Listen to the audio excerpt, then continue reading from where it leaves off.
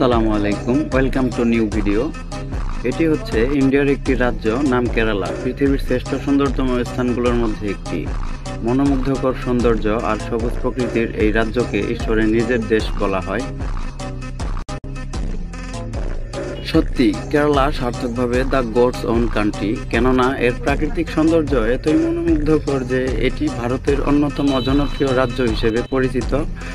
পশ্চিমে আরব সাগর এবং পূর্বে পশ্চিম ঘাট পর্বতমালার মধ্য দিয়ে বয়ে যাওয়া ৪৪টি নদী কেরালাকে ভূপ্রকৃতিগতভাবে অত্যন্ত সমৃদ্ধ ও দৃষ্টিনন্দন করে তুলেছে।